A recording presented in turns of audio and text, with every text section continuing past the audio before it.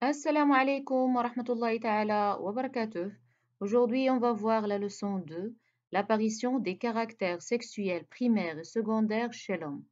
Attention, l'homme avec un grand H, ça veut dire chez le mâle et chez la femelle.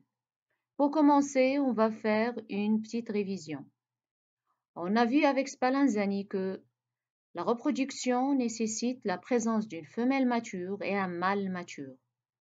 La femelle mature possède 2 ovaires, alors que le mâle mature possède 2 testicules. Les ovaires et les testicules sont des glandes génitaux.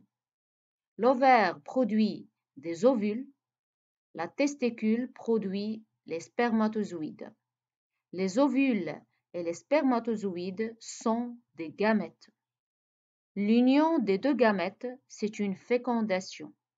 Le résultat, c'est une cellule œuf, qui est la première cellule du nouvel individu.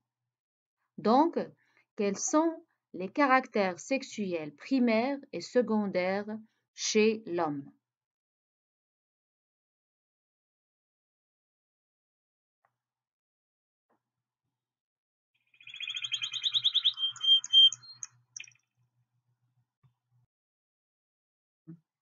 Eh bien, comme vous voyez dans ce document, il y en a plusieurs. Et qui est très marquant, c'est que les caractères apparaissent d'une manière successive dans le temps. Commençons par le garçon.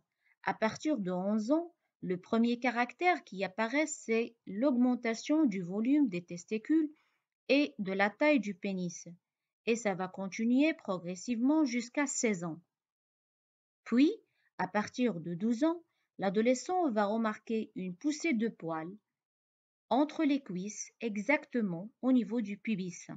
Le pubis, c'est l'os coloré en rouge sur la photo. Et une coloration des bourses des testicules, avec éjaculation du sperme.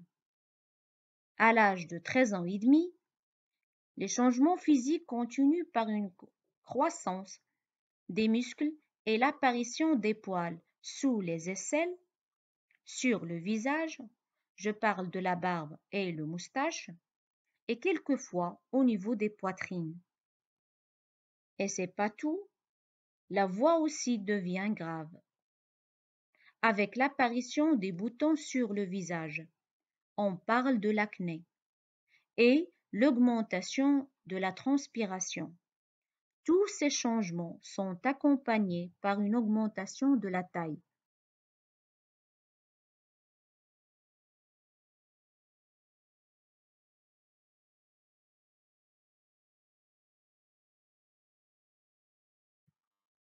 Pour la fille, à 10 ans à peu près, les changements vont commencer par une croissance des seins, suivie par l'apparition des premières règles.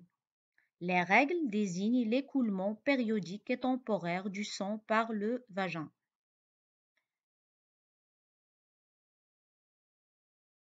La même chose pour la fille.